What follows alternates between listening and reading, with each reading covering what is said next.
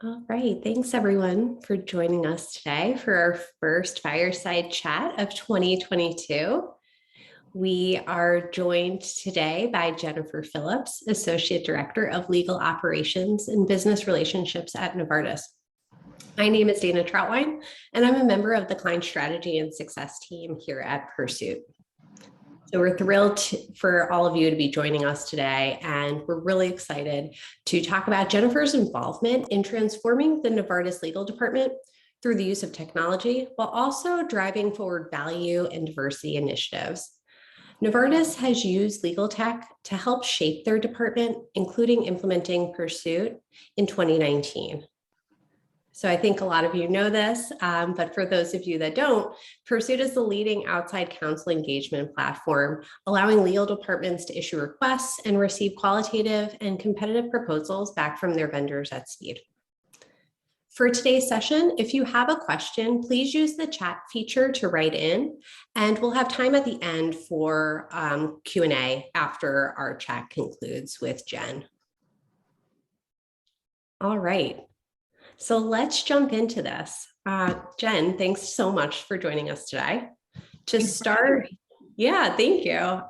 To start, I was hoping that we could learn a little bit more about you and how you got to where you are in your career.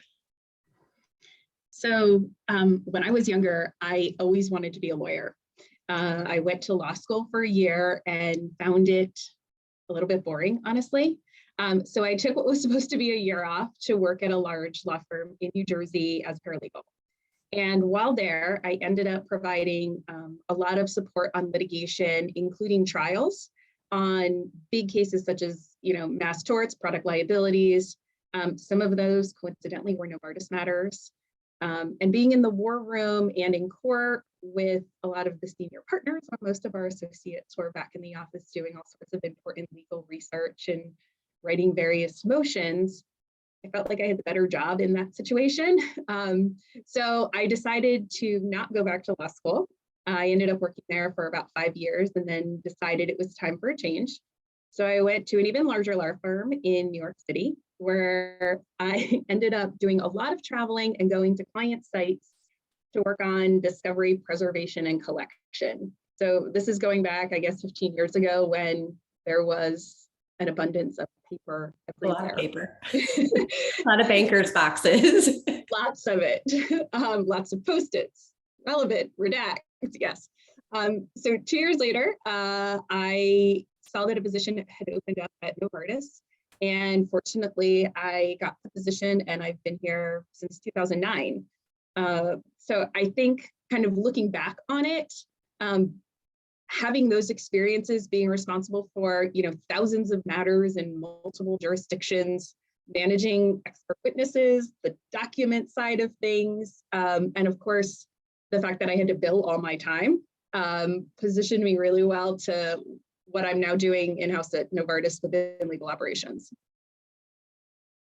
I love hearing that. I'm a little biased myself, having an alternative legal career too, but I think it's so important for us to really highlight paths like yours, for others to know, like, you don't have to be traditional in your legal career to be successful.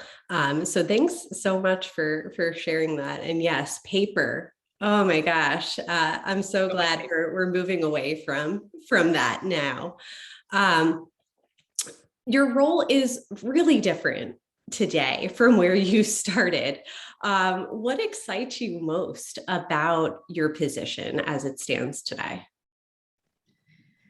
So I think it's really kind of the opportunity to change the way that we think and approach our matters, and working with so many different stakeholders.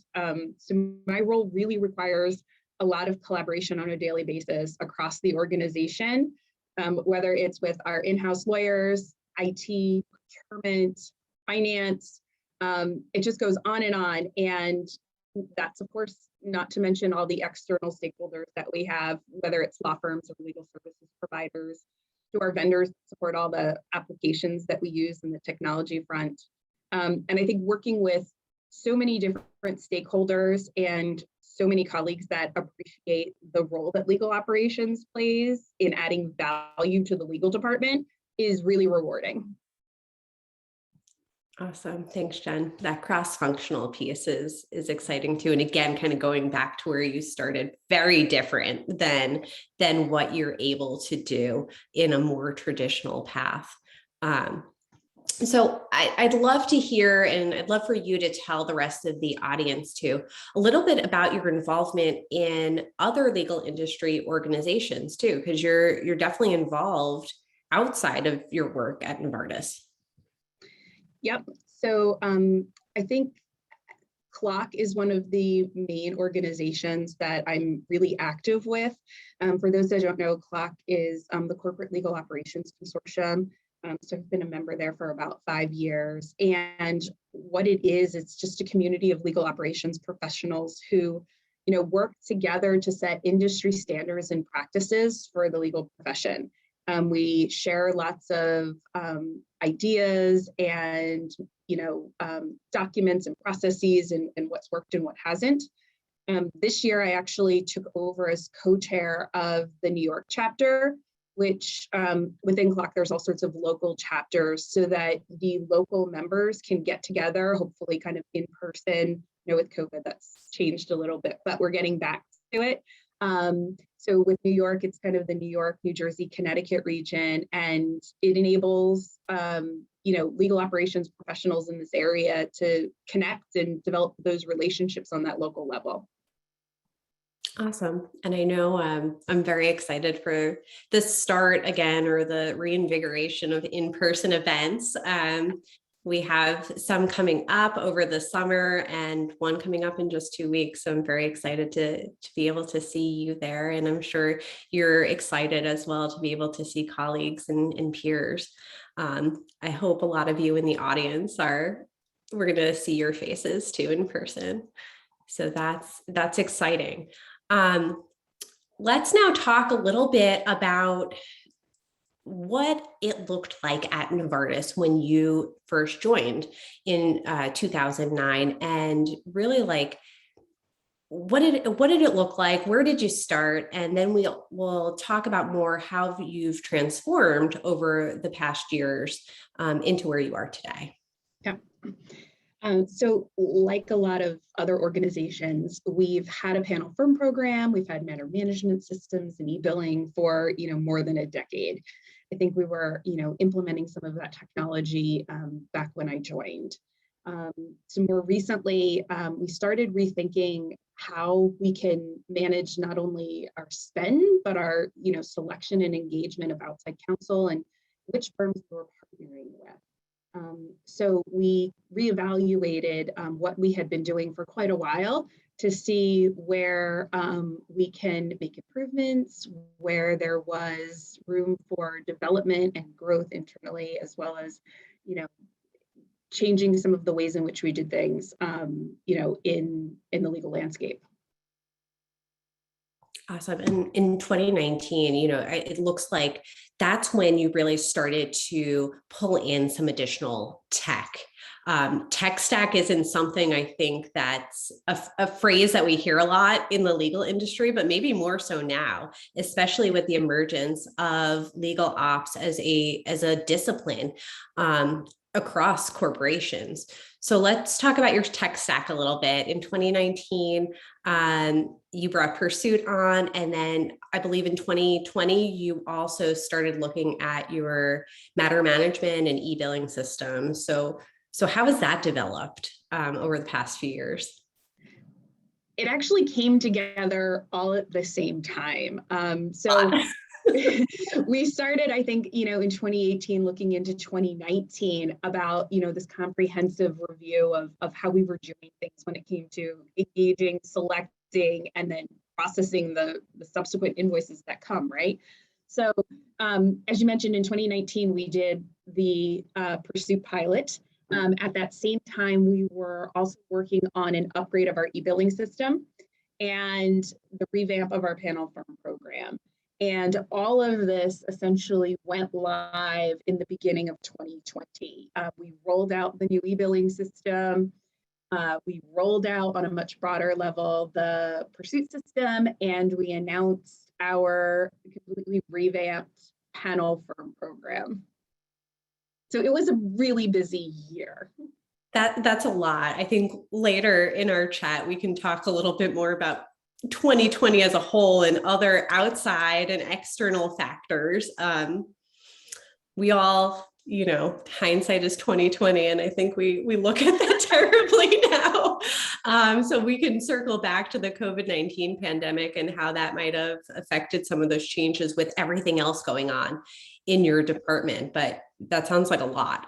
So you realize there were absolutely opportunities for growth. What were those steps that you took then to begin working towards those changes? So starting with the panel firm program, what we looked at is how we can ensure that sort of diversity and inclusion is a key component of that. So in addition to firm qualifications and expertise in specific practice areas, we really had to focus on driving diversity and inclusion. So as I mentioned, our new panel firm program was announced. It was comprised of 22 firms, and it's across 9 legal verticals. So what we did is kind of for those 9 legal verticals or practice areas, we have a certain number of firms that are part of the panel for that vertical. So it's not that all 22 firms are available. It's by sort of practice area. And how we came to that was prioritizing in our selection process with the firms, those that had a strong commitment to diversity inclusion, who were willing to stand by this commitment from a financial perspective. So our requirements are that our panel firms will staff on a matter level basis, no less than 30% of billable associate time and 20% of partner time from females, racial, ethnically diverse professionals, or members of the LGBTQ community. So at the front, we set those expectations. If the firms don't meet those expectations and those staffing commitments, we do have a clawback where 15% will be withheld over the life of the matter. The other thing that we did was we included that PERSUIT must be used for all our new firm engagements. Well, we obviously love that. And really groundbreaking. I know that I'm starting to see more and more of our clients really implement and institute DEI metrics, but Novartis has such a strong policy in place. And I mean, I used it, but truly groundbreaking and really innovative. How was that received by your panel firms? The firms that ultimately comprise our panel were very eager and proud to share their commitment. They all readily agreed to our matter level staffing requirements. So really they were on board with it. That's how we know we have valued partners in this relationship, and we've really got the firms who are committed to it, which is most important. They were very eager. Awesome. That's good. That's great to hear. What else have you done to really make sure that within your matter management, within PERSUIT, the firms are participating and complying with that diversity program that you have? So so as I mentioned, one of our requirements is that they have to use PERSUIT. But I think it's important that to note that there's a benefit to the firms in using PERSUIT as well. It's not just a benefit for us as the clients. And the benefit is that fully scoping those matters and the expectations out so that there's a clearly defined, scope enables those outside counsel to provide a thorough response to your request. And within that, of course, it should contain their staffing proposals, how they will meet those specific DE&I requirements, what the fee models are. And I know we'll probably talk a little bit about fee models in a bit, and what's their expertise. For the firms, they have more transparency then in terms of how their pricing compares to other firms bidding on the matter. When we see on our side huge disparities in pricing after we've sent out a proposal to be bid on, it's often an indication that the scope wasn't clear or that we need to refine it in some way. And so now that that's all centralized and in one place, it's easy to enable our attorneys to issue clarifications and to further provide the information that'll bring all of those bids more in line so that you can truly do kind of an apples to apples comparison across the responses and the proposals that you've received. And I think that's one of the key, key benefits to both us and to the firms is that we know when we're getting a proposal that it's apples to apples, and they know that they've gotten a clear scope and they're being, compared to other firms on the same level of the work that's going to be proposed to be done. So there's really benefits for all parties involved. And let's talk about how many of your matters are going through. Your firms are getting more transparency now. Novartis has one of the most aggressive, for lack of a better word, business guidelines that we see here at PERSUIT. And it's successful, it works. So I'd love for you to share what that threshold is with everyone so they actually know how many matters are going through the system. Which ones are you choosing to put through? Our expectation and our requirements are that all matters that have a value above $10,000 should be sourced through PERSUIT. So this is for all matter types except for patent prosecution. So I don't know if we have anyone from patent prosecution on the side. We don't source patent prosecution through PERSUIT, but we do for all other types of matters, and that's the expectation. I think whether all of those have to be bid, I think there's benefits to bidding, nearly all of those out. But there can be a couple of exceptions where, one of the additional values that PERSUIT brings is the ability to just have that direct engagement so that you have it documented what the scope of your work is and what the pricing is. But clearly the biggest impact is when you can bid those matters out and you're in jurisdictions that allow you to have multiple firms invited to participate. That 10,000, it's awesome. And I do want to mention for everyone in the audience, we have an excellent patent prosecution template on PERSUIT too, so that we work with our clients really closely to make sure that their business guidelines are bespoke to them and make sense to their organization. So for Novartis, like Jen mentioned, patent prosecution didn't make sense to put through at that time. But I don't want anyone to feel like, oh, that's something that we can't do, because we can. It's definitely not to PERSUIT. Could you talk about how you're actually valuing and determining that 10K in spend? Is it just about pricing, or are there other things that you might take into consideration? It's not just about pricing. There's a lot of things to consider. Value to us is really determined and based on the outcome that you've jointly defined with your outside counsel. So for traditional costs for time and materials, that's not necessarily the only way, and really for us isn't the way we should be looking at determining what the value of a matter is. We want to look at the negotiating of the firm. We want to look at how we can drive market level pricing. We want to look at what is a better way to price our matters in a way that doesn't require hourly billing, frankly, and moving more towards fee arrangements that are, based on the value of the work that's being delivered for that particular matter.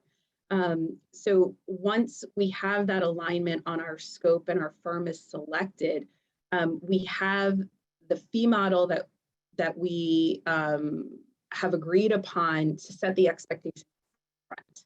And for us, the true value for a particular legal service or work that's being done will vary by organization.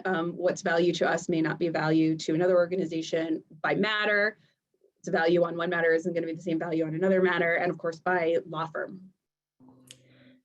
We use the phrase a lot here, alternative fee arrangements, AFAs. I've also heard efficient fee arrangements used, but you called out a different phrase that I've kind of latched onto recently, which is those value-based arrangements, really encompassing everything and it's just not only about price.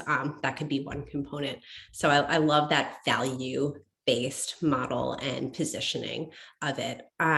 Were you using value-based modeling or competitive engagements before you implemented PERSUIT? We did, but I think it was on a much smaller scale and maybe more on an ad hoc basis. So depending on the matter, I think we occasionally would use maybe like a phase-based or fixed fee arrangement.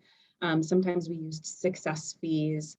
But the shift in how we think and approach our matters is really, since we've implemented PERSUIT and we've revamped the panel firm program, this is really where that shift in value-based pricing has come in for us.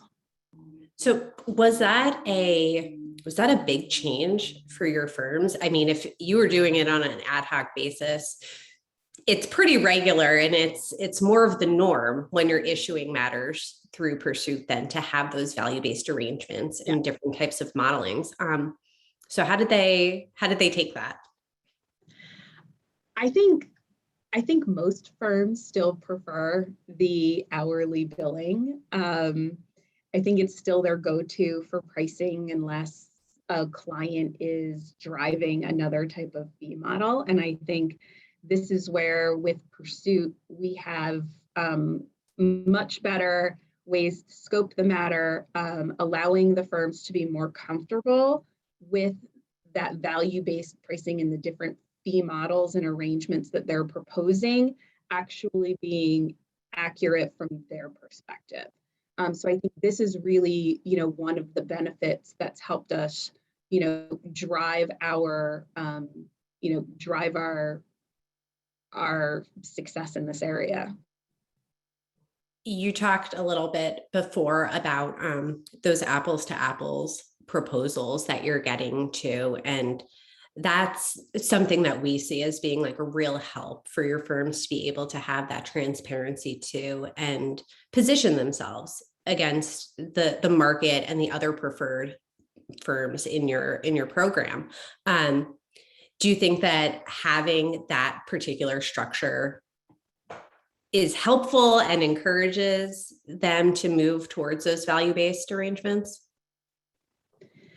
I hope so. I like to think that the value is, of course, not just for us, but it's for them.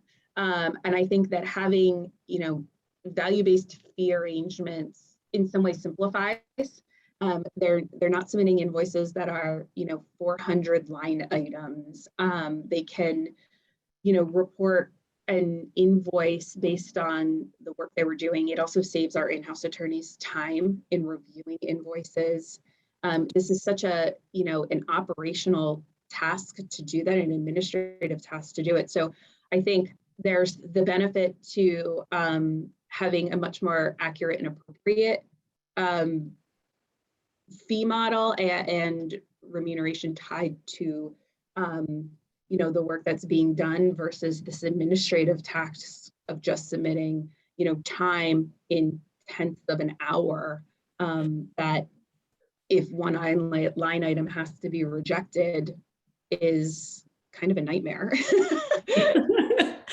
So that kind of leads me into my next question about your e-billing system and understanding data that you're taking from that too. And how are you taking then all of this new and additional data from these systems and applying that towards your goals and helping understand how you're tracking towards those goals and metrics?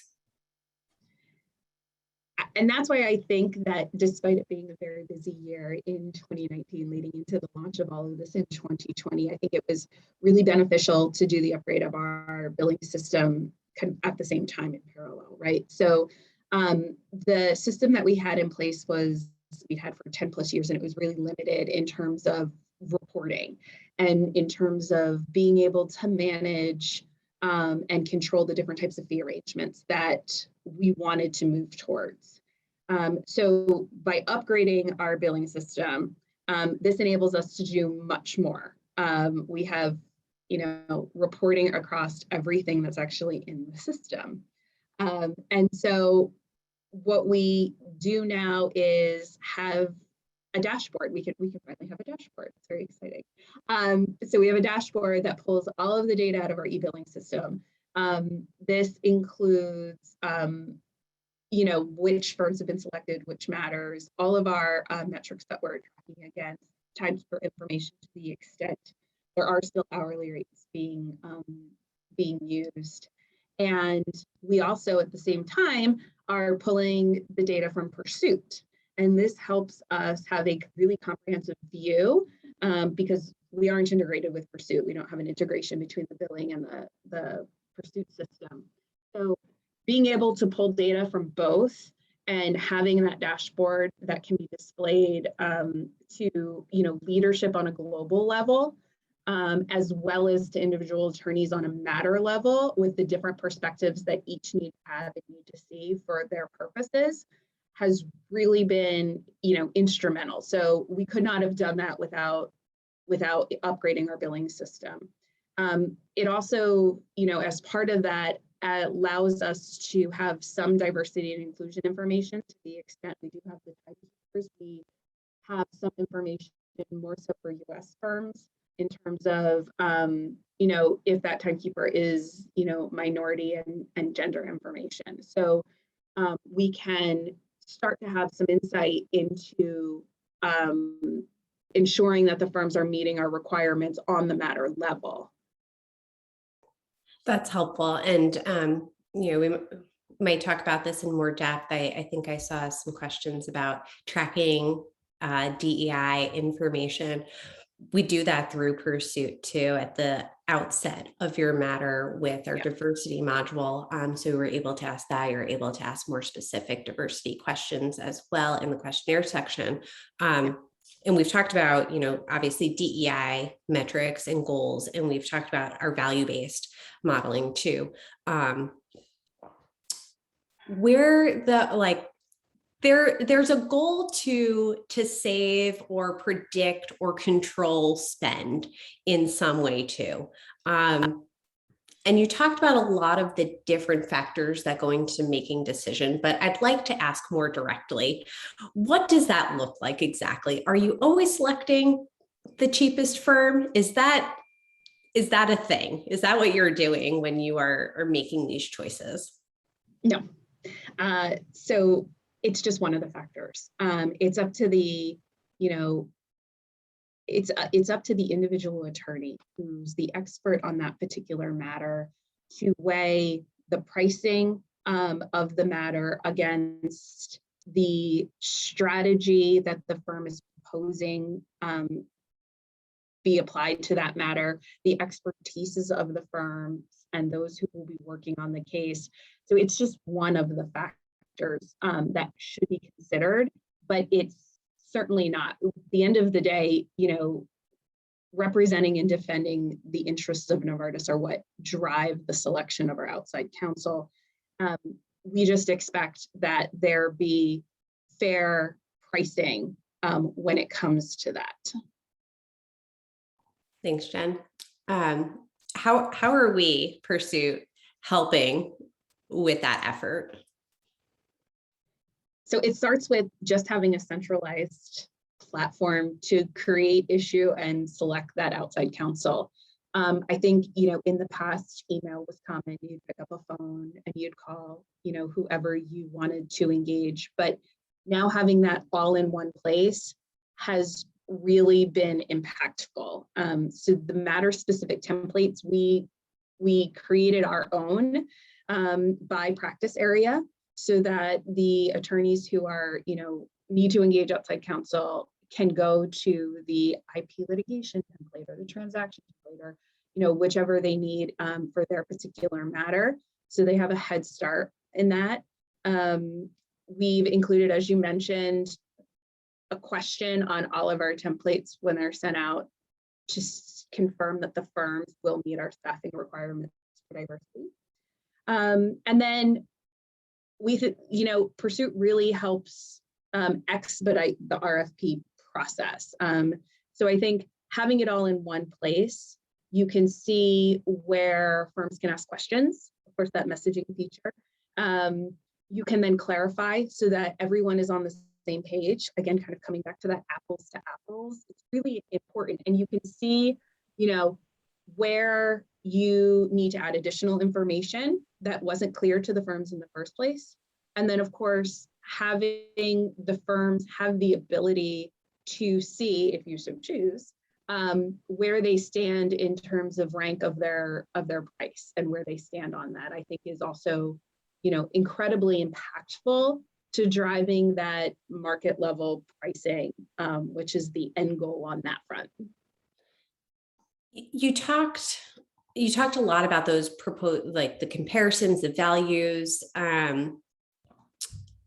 Are you sharing this information with your firms? How do they track to how they're doing against the expectations that Novartis has for them? So we consider we consider our outside counsel our partners, right? These are partnerships that we have with the firms, and they're really based on those shared values that we talked about a little bit earlier. We're really, as I mentioned, trying to move away from that time-based billing to the financial remuneration that's tied to that value. I mean, we keep saying this word all the time, but it's really important in this whole process. So I think communication is key. Frequent dialogues with the firms on not only the individual matter level, but with our panel firms to provide any feedback. They have the opportunity to ask questions or just touch base, and utilizing the dashboards that we talked about, pulling the data from our billing systems and PERSUIT has been instrumental in fostering those discussions. And making sure that we always stay aligned with our firms and that our expectations and requirements are being met. And you're doing that fairly regularly too, right? So we do. So with our panel firms, we meet with them at least twice a year. Sometimes more if there's the need to, but at least twice a year. And then on matter level discussions, it really depends on the matter. For certain material matters or matters that are particularly sensitive in nature, we'll of course have much more frequent dialogues with the firms. Okay. Now, I mentioned, and this is really fascinating to me, just the changes that we've experienced as a world in the past 2 years. We've talked about it a few times over the past 30 minutes that 2020 was a big year. So I'd love to know what some immediate impacts were on the pandemic that you saw in your department. When we announced the panel firm program and kind of went live with everything, we had 1 month in the office before everything shut down because of COVID. And, we, like everyone else, was sent to work virtually for nearly 2 years. And I think there's a stereotype of lawyers, which is not necessarily fair, but I think it's out there, that they're resistant to change, maybe don't like technology as much or are hesitant to embrace it. And, you know, I think fortunately our legal department is one that can appreciate the value that PERSUIT brings in simplifying their engagement process. And I think during that time of chaos and the need to dramatically adjust their ways of working, having these tools and technology in place that was actually designed by lawyers really made the implementation possible in that first year of virtual use. And I think legal started to appreciate how little paper we actually still need. So we're adaptable. We are able to, Yay, I have just a few more questions before we're able to take questions from the audience too. But I'd love for us to reflect on how far you've come in these goals. Can you tell us a little bit about, since implementing your panel firm program, what those achievements look like? Since we implemented, so there was that transition year of 2020, and then moving on through 2021, we were able to achieve 52% of partner hours being billed by diverse staff and 68% of the time being billed by diverse associates. And then we also have achieved 33% of matters utilizing a value-based fee arrangement and moving away from just that historical time and materials billable hour approach. And I think this is really something for us to celebrate. We do celebrate this, right? This is a big change in what could have been a very difficult time to have launched this. And I think it's been, really enlightening how much it's been embraced and how much progress we've made. When you talk about progress, what did those numbers look like before? So diversity inclusion, I'm honestly not sure. We didn't track it. We didn't have a way to really evaluate that unless we went to the firms directly. And I think, I don't even know honestly how many firms, if we went back 5, 6, 7, 8 years, were tracking that themselves, right? I think over the last several years, there's really been, kind of a global, push to bring this to the forefront. So I like to think that we're, contributing to that, but we're not alone. So I thank our peers out there who are also have similar programs in place that are really helping drive this. As far as the number of matters that we had a value-based fee arrangement, the 33% was a 13% increase over the previous year.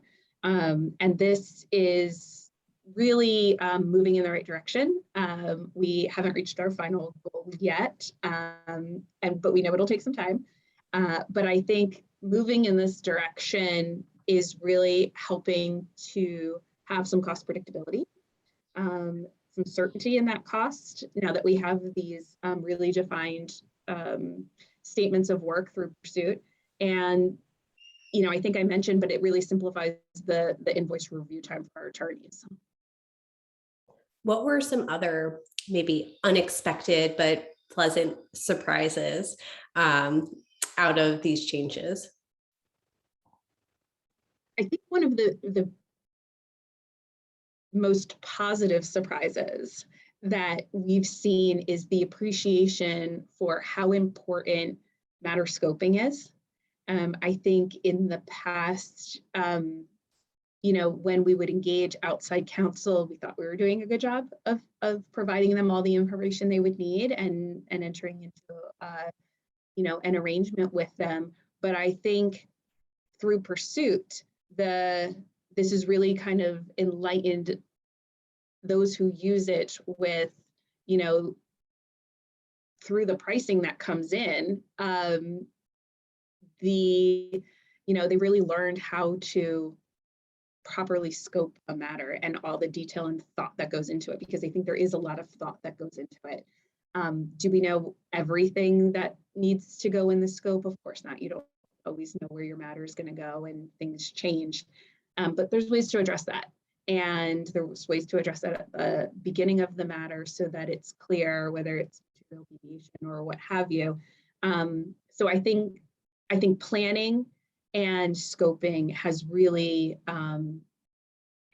improved. Awesome. Thanks, Jen. So let's have a few wrap-up questions. I want to know, what do you think is the next frontier for legal tech? Hopefully a lot of growth.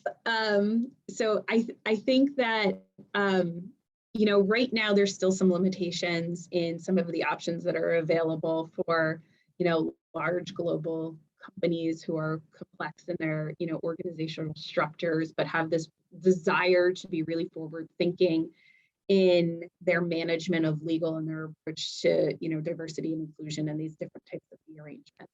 I think the legal tech industry is slow to change to some extent, and some of the infrastructures that are out there and platforms that are available are a little bit outdated, and they just don't meet the current needs.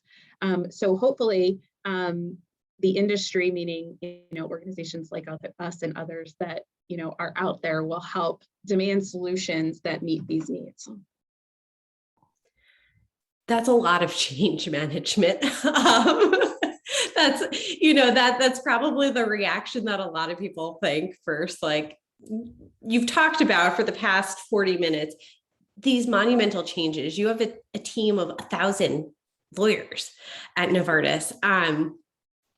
How do you go about making those changes and moving them forward? Are they just incredibly innovative? Do you have the top innovative lawyers in the world, and they're the only ones who can do this? Or do you have, is there a secret to making this work? I do think we have the best in-house lawyers, but I'm a little bit biased on that front. No, I think first and foremost, you have to have, your expectation from the top down, right? You have to have the buy-in of your leadership teams and your, general counsels. And from there, I think it depends a little bit on the culture of your organization. And I think change management can look different depending on that culture, maybe depending on the size, depending on how you're, are you actually, theoretically in an office together, or are you always virtual? And I think all these things kind of can impact how you go about your change management. One of the things that I think is really important when you talk about change management is that, your users, and for us, it's, it's the lawyers, they understand the benefit that legal technology and this matter management can bring. And I think the best approach is to articulate and demonstrate how utilizing these systems will improve their work life, because it'll enable them to be more independent, have access to data so that they can make, informed decisions about their matters and streamline their, matter and spend management responsibilities. I think that's really, the best approach to change management is explain why this helps them. And can you tell everyone how we at PERSUIT helped with that change, at least with our piece of your implementation of new tech? Yeah, so you guys have been great, because one of the areas where it was really, really helpful to have, a different voice was on the value-based fee arrangement. And so kind of leveraging your experience in working with other clients and providing training on different types of fee arrangements and fee models, and the fact that, not all fee models are appropriate for every type of matter. And so, joining forces with you to help share some of this insight and provide some of the training on what's going on in the industry and how these fee models can really fit in and benefit was really one of the big drivers for helping our attorneys, I think, appreciate this approach. How quickly did you see value in the implementation of this tech? Pretty quickly. And I think that we're going into our third year now, and every year we've seen, and we continue to see improvements and further achievements in terms of reaching our goals and our milestones. This for us was never we didn't have the expectation that in year one we're going to achieve everything. I think it was a realistic expectation that it's going to take several years, and we continue to see more and more acceptance and more benefit, and our goals are getting closer and closer to being reached, which is what we're hoping to see in the next maybe 2 years. Awesome. I'm going to take an audience question to wrap us up before we pull some additional ones in, because I think it dovetails really nicely. You talked about the next 2 years, at least. The question is looking for you to look forward a little bit further in the future. So in the next 5 years, where do you see you and your role going? And what do you envision for game changer solutions for legal ops and legal departments? I think we're going to see more and more tech being driven by legal professionals. I think that's where the real value add is for legal tech. I think it's one thing for tech to be developed by tech experts. Tech experts, no offense, don't necessarily speak legal and don't necessarily understand what makes sense for legal.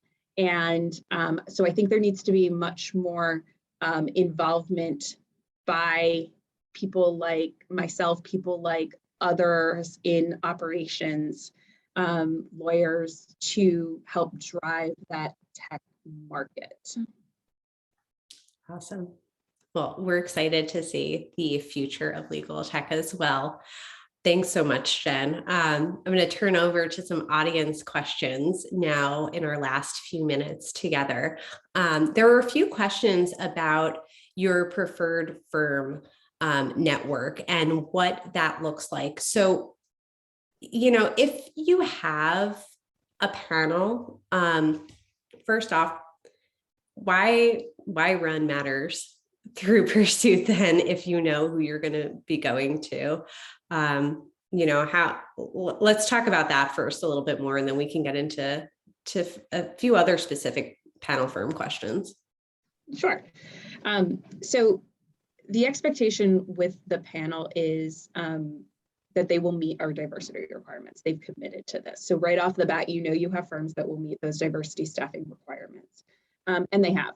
And the rest is on a matter by matter basis. And I think this is where our approach is a little bit unique. So we don't, we expect the pricing to be on the matter level. We don't have firm level or panel firm types of rate cards or things like that. It's really on the matter, and that's where PERSUIT comes in handy. And the panel firms appreciate that this is a part of working with us, and they should, come prepared to meet their staffing and pricing in a competitive way. How many panel firms do you have? We have 22. Again, we'll leave prosecution out of this for IP, but includes IP litigation and then all other matter types. We have 22. Within the 9 verticals that we have, one of the other components was that we don't have a global firm policy. So not one of the firms is necessarily approved for all matter types.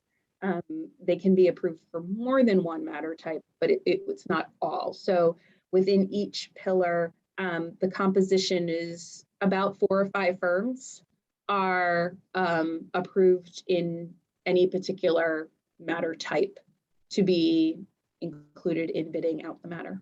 So do you invite for each of those specific matter types only those 4 or 5 firms? Are you just working within your panel? We're not. Part of this depends on the jurisdiction. In some jurisdictions, there's just a limitation in terms of which firms are available in that particular country, for example, or that particular state. So there is a little bit of need at times to go off panel, and there's appropriate times where that can happen. You should first go to the panel, and that's the expectation. And only when the panel doesn't, is for some reason unable to participate, that you can look off panel. And you mentioned that some firms are approved for different verticals as well. Has that lent to those firms maybe winning work in areas that they hadn't in the past, or having further visibility into the types of work that Novartis has going on? In some cases, yes. So our panel is comprised of a variety of firms. Some we worked with previously, some were new. And I think for the newer firms that we had not worked with previously, it was an opportunity, for them to show their experience, and for our attorneys to have a different, perspective and a different opportunity to expand the firms that might be qualified to do the work that they're looking to have done. Awesome. Let's see. So there was a question earlier when we were talking a lot about diversity. In deciding on Novartis's commitment, did Novartis consider and modify direction provided by the Mansfield rule?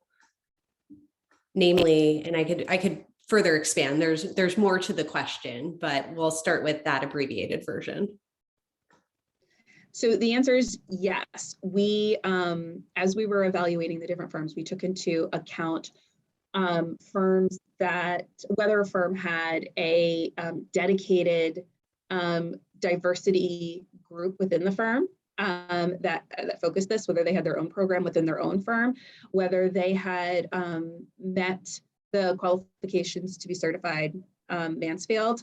We looked at all of these components to determine and to decide who we should consider inviting to be a part of the panel. Awesome. And I do want to call out too that the diversity module that we have in PERSUIT, these are hard-coded questions that it's a click of a button, and you're able to add those in. Those were developed as well with the Mansfield rule in mind. So we've taken those questions into consideration when firms certify for Mansfield compliance. Let's see. So here's a question from another client of ours that's interested in how many matters you're getting through. You talked about this $10,000 threshold. How can they drive further adoption of PERSUIT? What have you seen work? We've talked about we have you here today. Obviously, you're a successful client of ours. How can other clients of PERSUIT drive adoption forward and get more matters through? So one is, I think, first and foremost, is set that expectation. We do keep track and report on use of PERSUIT for matters that have been opened since we implemented and went live. So when we see that there's trends, and that's really kind of what we're looking for, when we see that there's trends in users not utilizing PERSUIT, we have conversations with them. Hey, do you need more training? Is it a concern over, the firm selection? How can we help enable you? What's missing? The firms are expecting all of their matters to be sourced through PERSUIT. They've agreed to this. So what's what's kind of the holdup with using it. And so we reach out to those individually, but that's as a result of some of the reporting and the tracking that we do. And I think it's also important to make sure that you have, some resources available to support the attorneys as you expand the scope. Because yes, the tool is intuitive, 100% agree, but again, we still have some attorneys who may fit that stereotype of being, adverse to tech and may need a little handholding the first, couple times they use it in order to maximize the benefits that it brings. So I think having a couple of people, whether they're part of your legal operations organization, we partner greatly with procurement. So our procurement team has been really instrumental in helping with user adoption and with rollout of it. So having those resources to help with this transition and with this change management is really, I think, important. Awesome. We might have time for one or two more questions. Another question was, how are you using PERSUIT today? We talked about what kinds of matters, but what else is required of your attorneys as part of utilizing PERSUIT?